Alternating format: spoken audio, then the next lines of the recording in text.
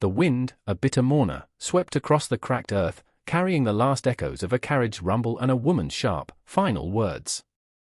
Ilara, no taller than the sagebrush that clawed at her thin dress, stood alone, a tiny, trembling silhouette against the vast, indifferent expanse of the dying day.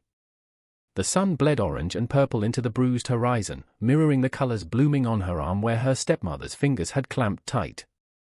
Dust stung her eyes, mingling with tears she refused to let fall. Not yet. Her mother, the real one, had told her tears were for when hope was truly gone. Hope, a fragile bird, still fluttered weakly in her small chest. But the cage of this wilderness was immense, and the shadows grew long, like grasping fingers.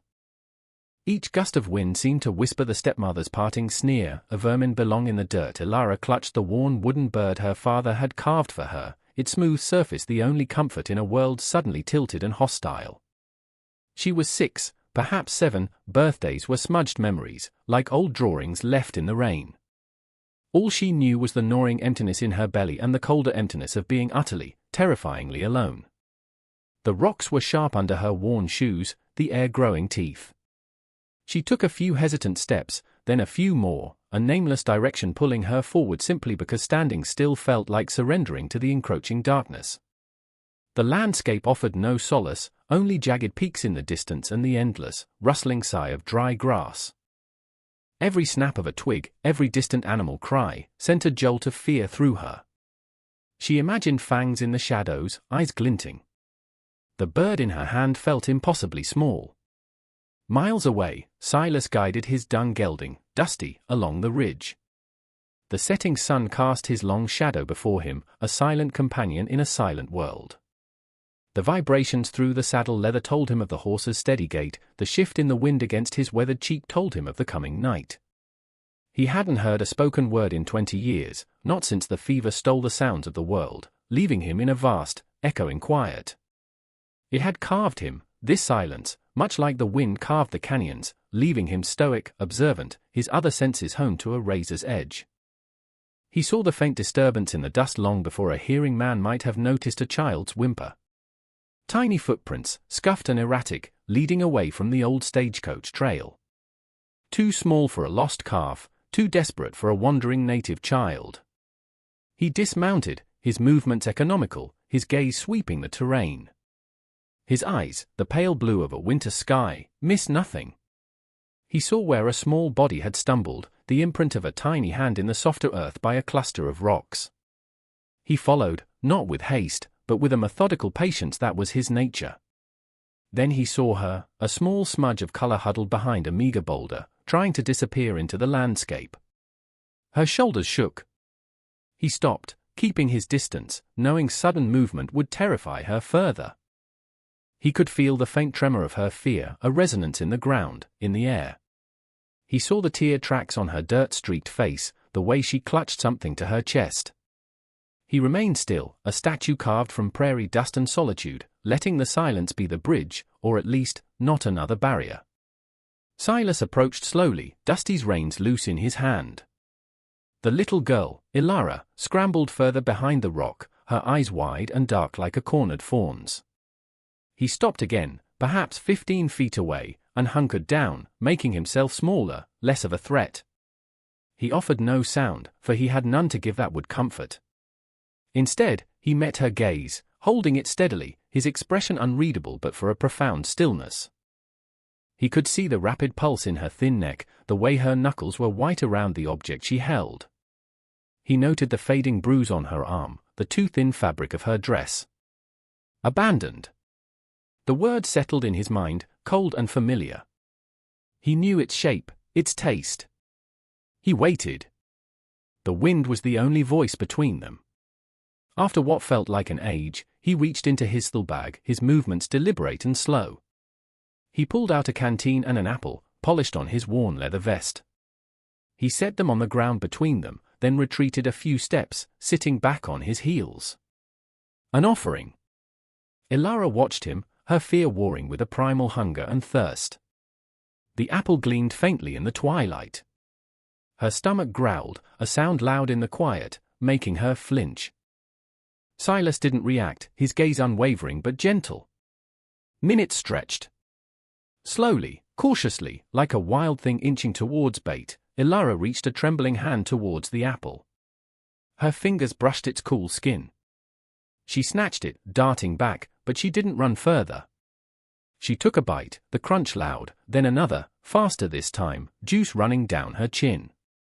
He watched her eat the entire apple, then hesitantly reach for the canteen. He nodded, a small, almost imperceptible movement. The journey to Silas's cabin was a blur of exhaustion and fear for Ilara. He had gestured for her to ride Dusty, but she'd shrunk away, terrified of the large animal. So, he'd walked, leading the horse, Ilara trailing a few paces behind him, a small, wary shadow. The moon rose, a cold silver disk, painting the desolate landscape in shades of grey and black. Silas moved with an assurance that spoke of long familiarity with the treacherous terrain, his silence a stark contrast to the noisy, cruel world she had been snatched from. He didn't try to touch her, didn't try to hurry her. When she stumbled, he would simply wait, his silhouette patient against the night sky. The cabin, when they finally reached it, was little more than a dark shape nestled against a low bluff. Inside, it was small, Spartan. A single room, a stone hearth cold for now, a rough-hewn table and 2 stools, a narrow cot in one corner.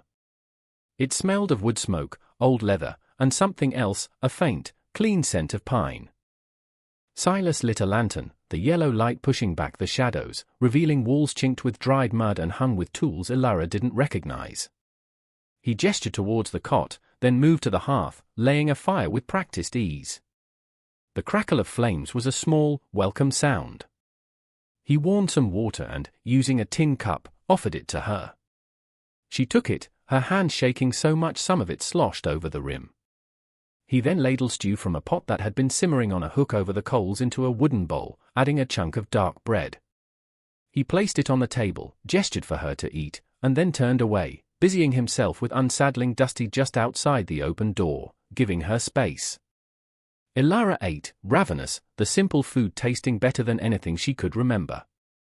The warmth spread through her, chasing away some of the chill that had settled deep in her bones. When she was done, he took the bowl without a word, rinsed it, and then, taking a piece of charcoal from the hearth, he drew a simple picture on a piece of smoothed wood, a stick figure lying on a bed, with ZS above its head. He pointed to her, then to the cot. "Sleep." She understood. She curled up on the cot, the rough blanket he'd laid out surprisingly soft.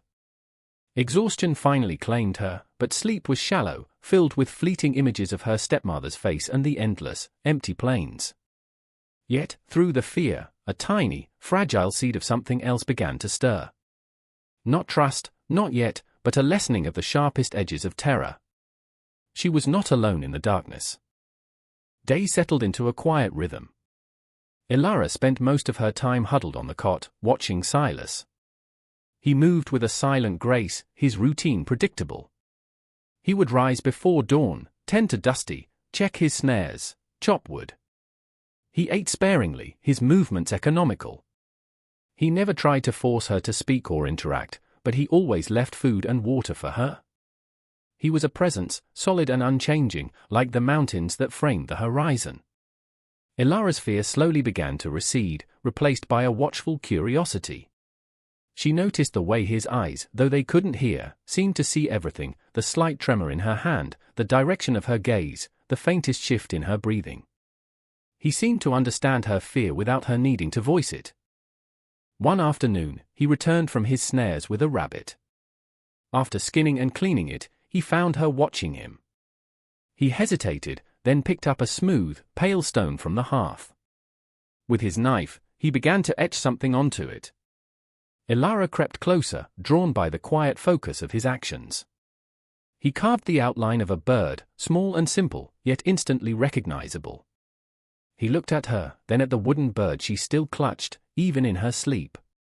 He offered her the stone. She reached out a hesitant finger, tracing the carved lines. A flicker of understanding passed between them, a silent acknowledgement of her small, precious talisman. He then pointed to himself, tapped his chest, and made a fist, thumb extended upwards, then moved his hand in a short, sharp arc away from his body, a rough sign he devised for Silas. He pointed to her.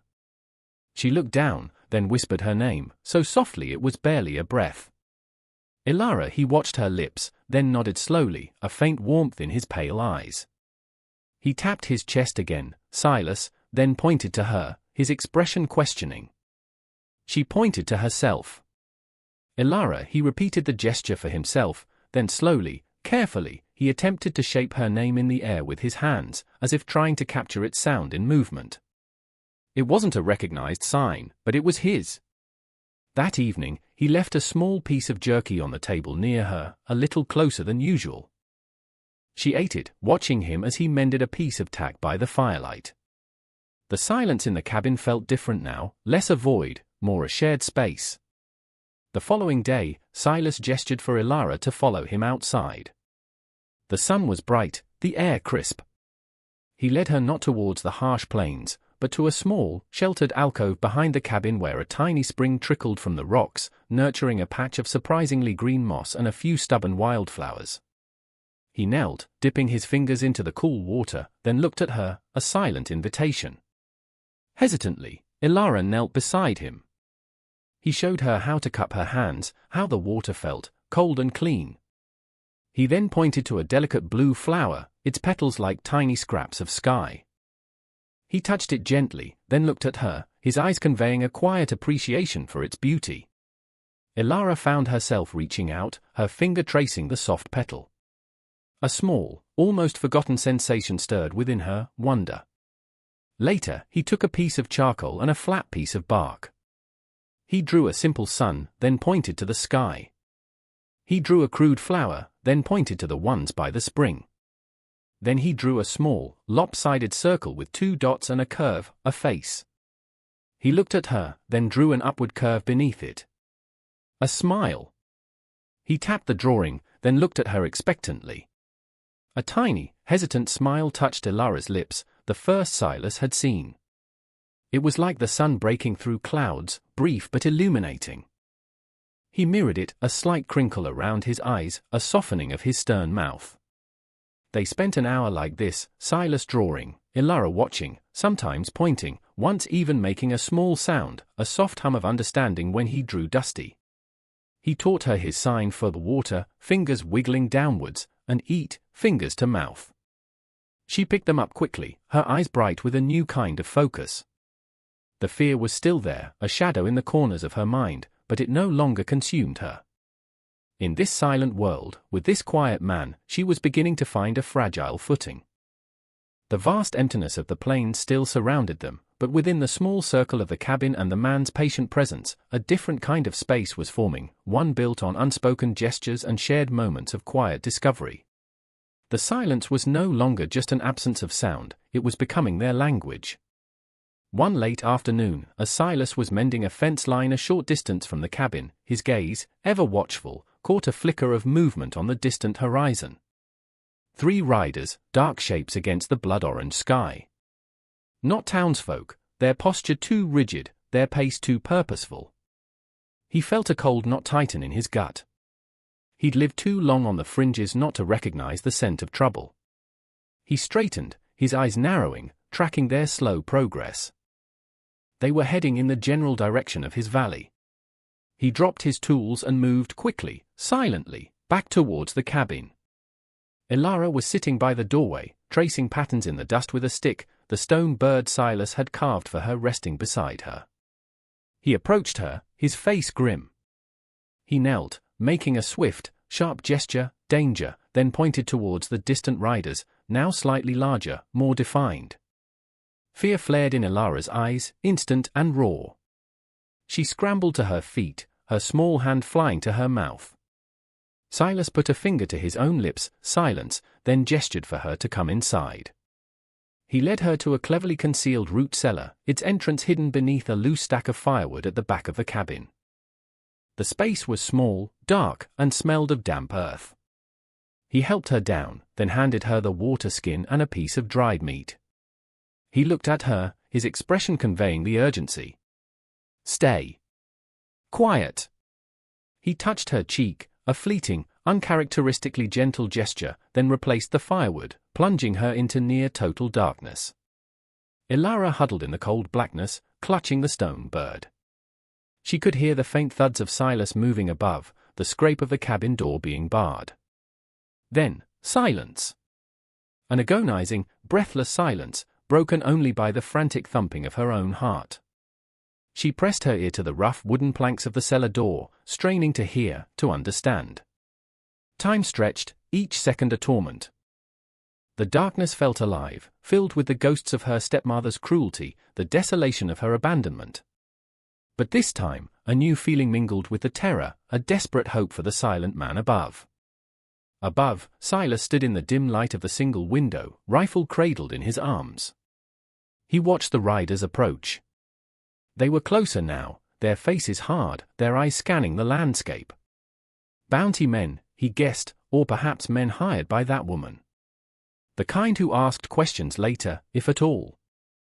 They reined in their horses 100 yards from the cabin, surveying it with open suspicion. One of them, a heavy-set man with a cruel mouth, shouted something. Silas felt the vibration of it through the floorboards, a meaningless rumble. He remained still, a figure of granite. He would not invite them in, nor would he show fear. He was protecting something precious now, something that had unexpectedly taken root in the barren soil of his solitary life. Another shout, more aggressive this time. Silas saw one of them dismount, starting towards the cabin. He raised his rifle slightly, a clear warning. The man paused. They conferred, their voices still inaudible to him, but their aggressive postures clear. For long minutes, it was a standoff. The sun dipped lower, casting long, eerie shadows. Finally, with a gesture of disgust, the lead rider spat on the ground, wheeled his horse, and they rode off, disappearing back into the vastness from which they came. Silas waited, unmoving, until their dust was a distant memory, until the silence of the plains reclaimed its domain. Only then did he lower the rifle, the tension slowly ebbing from his powerful frame. He went to the cellar entrance, removed the firewood. Light spilled in. Ilara blinked, her face pale, streaked with dirt and tears. She looked up at him, her eyes huge and questioning. He reached down, offering his hand. She took it, her small fingers gripping his with surprising strength. He lifted her out. She didn't speak, didn't make a sound, but she leaned against his leg for a moment, a silent acknowledgement of the terror they had shared and survived. He rested his hand briefly on her hair. The unspoken bond between them had been tested, and in the crucible of that fear, it had hardened like steel. The encounter with the riders left an invisible tremor in the quiet air of the cabin. Ilara was more subdued, her eyes often darting to the horizon, but she also stayed closer to Silas, as if his presence was the only solid thing in a shifting world. Later that evening, as Silas sat by the fire, checking the action of his rifle, Ilara approached him hesitantly. She carried the flat piece of bark they used for drawing and a piece of charcoal. She sat beside him, not too close, but near enough for him to see. Carefully, she began to draw.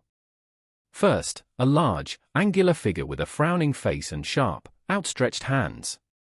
Then, a smaller figure, cowering. Silas watched, his expression unchanging, but his attention absolute. Ilara's strokes were clumsy but filled with a raw emotion. She pressed hard with the charcoal, as if trying to expel the image from her mind. When she finished, she looked at him, her lower lip trembling. He recognized the scene implicitly, the stepmother, the fear. He reached out slowly and covered her small hand with his larger, calloused one, a silent gesture of understanding. He then took the charcoal and, on another piece of bark, he drew a simple outline of the cabin, sturdy and strong, with a warm, curling line of smoke coming from the chimney. Next to it, he drew two figures, one tall, one small, standing side by side, looking not at each other but out at a rising sun. He tapped the tall figure, himself, then the small one, her.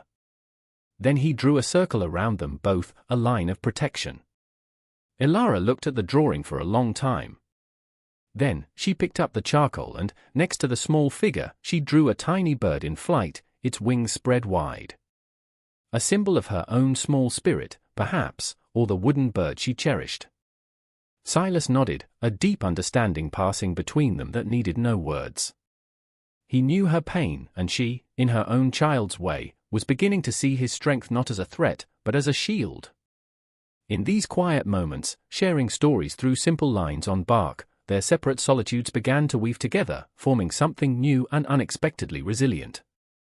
As the seasons began to turn, the harsh winds giving way to a milder breeze, Silas started to teach Ilara more than just signs for basic needs. He showed her how to identify edible berries, careful to point out the poisonous ones with a stern shake of his head and an X drawn in the dirt. He taught her how to read the tracks of deer and rabbits, the subtle language of the earth. She was a quick learner, her eyes sharp, her memory keen. There were moments when a genuine smile would light up her face, chasing away the lingering shadows, when a clumsy rabbit almost tripped over its own feet, or when Dusty nuzzled her hand, looking for a treat. Silas found himself watching for these moments, a quiet warmth spreading through his chest when they occurred. He taught her to whittle, starting her with a soft piece of wood and a dulled knife, showing her how to shave off small curls. Her first creation was a lopsided star, but he praised it with a nod and a rare, almost smile, placing it on the rough mantelpiece as if it were a treasure. He was rediscovering parts of himself he thought long dead, a capacity for gentleness, for patience. Protecting Ilara had given him more than a task, it had given him a connection, a fragile purpose that resonated deeper than the silence he inhabited. The cabin, once just a shelter from the elements, began to feel more like a home. They developed their own unspoken routines. Ilara would gather kindling while Silas chopped larger logs. She would meticulously arrange the wildflowers she found in a chipped tin cup on the table. One evening, as a soft rain pattered on the roof, a sound Ilara described to him with animated hand gestures, her fingers dancing downwards, she fell asleep by the fire, her head resting on a folded blanket. Silas watched her, the firelight flickering on her peaceful face. He gently draped another blanket over her. The fierce protectiveness he felt was now intertwined with a deep, quiet affection. This small, abandoned child had, in her own way, rescued him from the vast wilderness of his own isolation. He was no longer just Silas, the deaf cowboy. He was her protector. And in that, he found a measure of peace he hadn't known for decades. Their fragile peace was shattered one crisp autumn morning. Silas was checking snares further up the valley, Ilara trailing behind him, pointing out a hawk circling overhead with excited gestures. Suddenly, Dusty, tethered near a copse of trees, whinnied sharply, a sound of alarm that even Silas, through the ground's vibration and the horse's agitated stance, could perceive. He froze, his eyes scanning their surroundings. Then he saw them, two figures on horseback, emerging from the mouth of the valley. One was a man in a dusty hat, but it was the woman beside him who made Silas's blood run cold. Even from this distance, her rigid posture, the sharp, proprietary way she held her reins, was unmistakable. Ilara saw her too. The color drained from her face, her small body going rigid with terror. "Her," she whispered, the sound a choked exhalation, pointing with a trembling finger. "The stepmother." Silas reacted instantly. He pushed Ilara gently but firmly towards the dense thicket of aspens nearby. "Hide," he signed, his expression urgent, his eyes hard. "Stay." No sound. Ilara, tears already welling, nodded, her eyes fixed on the approaching figures. She scrambled into the undergrowth, disappearing like a frightened quail. Silas turned to face the newcomers, his stance rooted, his face a mask of stone. He waited as they rode closer, the man looking uneasy, the woman's face a sculpture of grim determination. They stopped a few paces away. The stepmother, her name was Agnes, Silas recalled from the faint whispers of gossip that sometimes reached even his secluded world before the child appeared. Her voice, when she spoke, was sharp, cutting. He couldn't hear the words, but he saw the disdain in her eyes, the possessive anger. "Where is she?" Agnes demanded, her gaze sweeping past Silas to the cabin, then to the surrounding woods. The man beside her, likely a reluctant local official or a hired hand, shifted uncomfortably. Silas met her gaze, unblinking. He shook his head slowly, then pointed to his ears and shook his head again, indicating his deafness. Agnes's lips thinned. She clearly didn't believe him or didn't care. She gestured impatiently, a sweeping motion towards the area. The girl. Ilara. I know she's here. Silas stood his ground, a silent bulwark. Agnes dismounted, her movements abrupt, radiating an icy fury. The man with her remained on his horse, looking as if he wished the earth would swallow him. I am her guardian, Agnes spat out, her voice rising, though Silas only perceived the tightening of her facial muscles, the angry set of her jaw. She is a ward of mine. You have no right to keep her. She took a step towards the cabin. Silas moved, just a fractional shift of his body, placing himself directly in her path. His message was clear, unyielding. No further. Agnes's eyes blazed. Are you deaf or just stupid, old man? That child is my responsibility. She ran away. A troubled, difficult girl, she pointed a sharp finger at him. You will give her to me, or I will have the law drag you out of this hole. Silas's expression didn't flicker. He thought of Ilara, hidden, terrified. He thought of the bruise he'd seen on her arm, the haunted look in her eyes when she'd first arrived. He thought of the small, lopsided wooden star on his mantelpiece. From the thicket, a tiny sound, a choked sob, reached him, not through his ears, but through that hyper-aware sense he had, a faint disturbance in the still air. Agnes's head snapped towards the sound, a predatory gleam in her eyes. There! Before Silas could react, Agnes pushed past him, striding towards the aspens. Ilara! Come out this instant! Silas moved then, fast and silent, grabbing Agnes's arm, his grip like iron. She cried out, more in surprise and outrage than pain. Unhand me, you brute! The man on the horse finally stirred, starting to dismount, his face alarmed. But then, a small figure stepped out from the trees. Ilara! Her face was tear-streaked but resolute. She wasn't looking at her stepmother. She was looking at Silas. She took a hesitant step towards him, then another. Agnes, momentarily forgotten, watched, her mouth agape. Ilara reached Silas and, in a gesture that stunned everyone into silence, she reached up and took his large, calloused hand in both of hers. She looked up at him, her eyes filled with a desperate plea, but also a fierce, newfound loyalty. Then, she turned to face her stepmother, still clutching Silas's hand. Her voice, when she spoke, was small but clear, piercing the sudden quiet. No, she said. I stay. With him. Agnes stared, her face contorting with disbelief, then rage. You ungrateful wretch! After all I've done. Ilara's voice, though trembling, held a surprising strength. You left me. To die. The accompanying man looked from Agnes to the child, his discomfort growing visibly. The accusation hung heavy in the air, stark and undeniable. Silas squeezed Ilara's hand gently.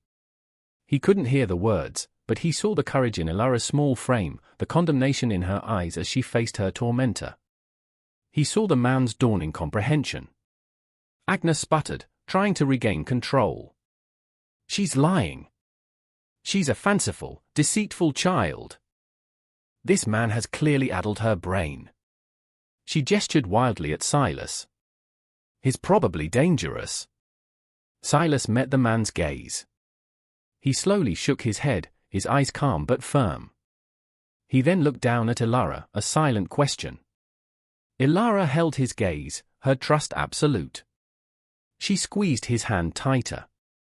The man looked at the child's fierce grip on the silent cowboy's hand, at her tear-streaked but determined face, then at Agnes's increasingly shrill demeanor.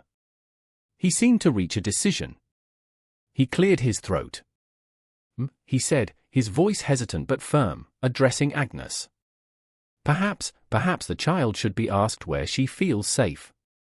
This man. He don't look like he's harmed her none.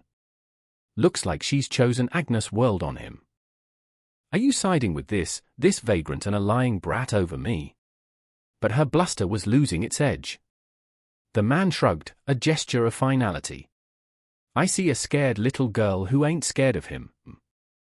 And I see a woman who ain't showing much care. He looked at Silas. You keeping her safe? Silas nodded once, a solemn vow. Agnes let out a frustrated shriek.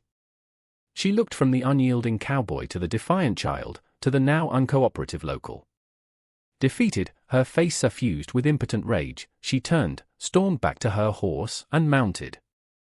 You'll regret this, she hissed, her venom directed at all of them.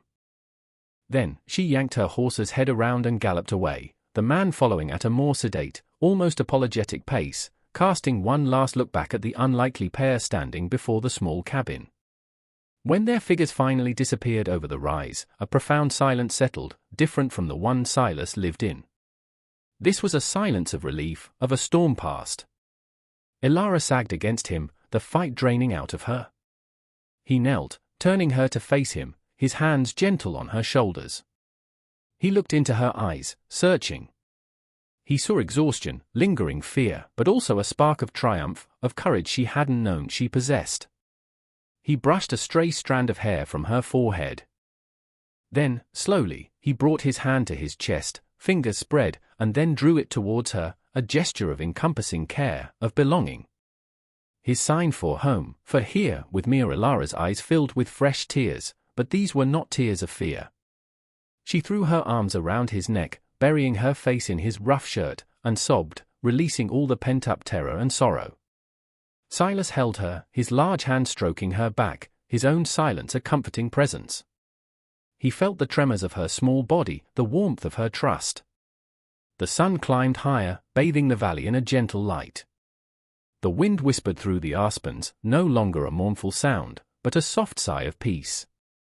Later, they sat by the fire, Elara leaning against his side, tracing patterns on the hearthstone with a piece of charcoal. She drew a tall figure and a small one, holding hands. Between them, she drew a heart. Silas watched her, a quiet contentment settling over him. The world outside was still harsh, unpredictable, but within the circle of their shared silence, they had forged a bond stronger than words, a family born not of blood, but of resilience, courage, and the profound, unexpected grace of a deaf cowboy and the little girl he had taken in. The cabin was no longer just his shelter, it was their haven. And in the quiet language of gestures, shared glances, and unspoken understanding, they began to build their new beginning, together.